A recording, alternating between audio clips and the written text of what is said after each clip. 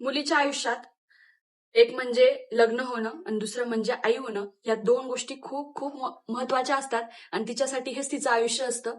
तसं माझ्या बाबतीत लग्न झालं, परफेक्ट लाईफ पार्टनर मिळाला आणि तिथंच माझं खरं तर खरं आयुष्य घडलं, खरी फॅमिली मिळाली. थोडंफार चालूच असतं त्या फॅमिलीचं आणि माझ्या मिस्टरांचं. मला जे भेटलंय ना ते लाखातून सोनं भेटलं असं मी स्वतः मानते आणि कायम मानत राहील.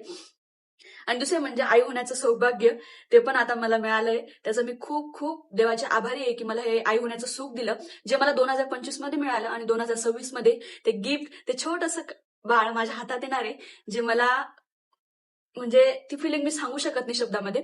ती तुम्हाला आता हळूहळू कळेलच.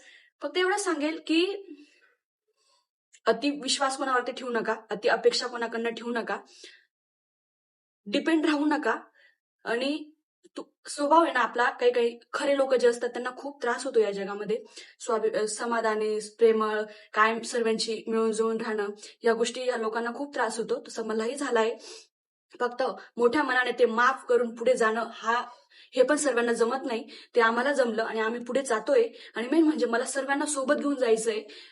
मला कोणी सोबत नाही घेतलं तर चालत नाही. मी तुम्हाला सांगते, माझ्या लग्नानंतर मी कालच माझ्या मिस्टरांसोबत एक हे शेअर केला. म्हटलं माझ्या लग्नानंतर ना, म्हटलं मला जे भेटलेलं होतं ते मिळालं, म्हणजे मला चांगलं कुटुंब मिळालं, तर मी त्याला सर्वस्व अर्पण करून दिलं. आणि माझं असं झालंय की त्यांच्यातून आता मला असं, त्यांना काही झालं ना तरी माझं अर्ध अंग माझं कुटुंब आहे असं झालंय माझ्यासाठी. म्हणून त्याला मला काही हे करताय, म्हणजे म्हणजे माझ्या कुटुंबाशिवाय मी राहू शकत नाही असं सांगेल. थोडक्यात शब्दात असं की त्या कुटुंबाशिवाय राहू शकत नाही. कुटुंब जोपा, स्वतःचं लाईफ जगा, स्वतः चांगले चांगले डिसिजन घ्या, पुढे जा. वेगवेगळ्या गोष्टी आयुष्यात येतात, त्यांना आपलं प्रारब्ध, आपलं कर्माचं फळ म्हणून पुढे, म्हणजे मानून पुढे जायचं राहतं. आणि देवावरती विश्वास ठेवा. देव सर्वांकडे लक्ष ठेवत असतो. जिथे आपल्याला देव आपली परीक्षा घेतो ना, त्याच्यातून आपल्याला पासही करतो आणि त्याच्यानंतर आपल्याला सुंदर असं गिफ्ट पण देतो, जे मला दिलंय.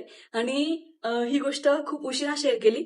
सो तुम्हाला कसं वाटलं आपला युट्यूबचा व्लॉग, हे कमेंटमध्ये नक्की सांगा. आणि 31st ची पार्टी आज कोण कोण कुठे कुठे करणार आहे ते पण कमेंटमध्ये सांगा.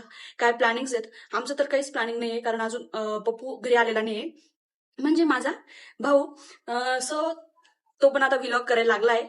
त्याचं पण नाशिक इन्सायडर म्हणून पेज आहे, दिसेलच तुम्हाला थोड्या दिवसात.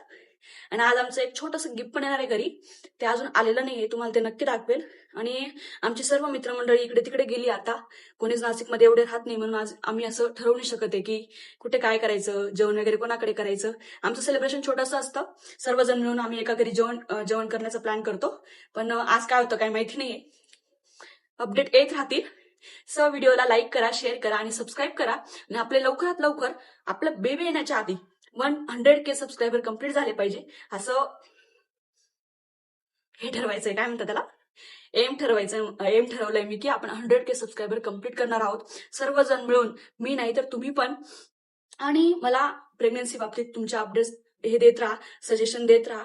सो मी हा ड्रेस कसा वाटतो हे कमेंटमध्ये नक्की सांगा. मी जुडिओतून घेतलाय. आज त्याच्यासोबत मस्त फोटो पण काढले, आम्ही घरीच काढले फोटो. कसं आहे, आपल्याकडे आयफोन आहे तर त्याच्यातच फोटो काढून घ्यायचे. म्हटलं वेस्ट युअर, म्हणजे मनी पैसा कशाला घालवायचा बिनवायकाचा. ते फोटो पण तुमच्यासोबत शेअर करणार आहे.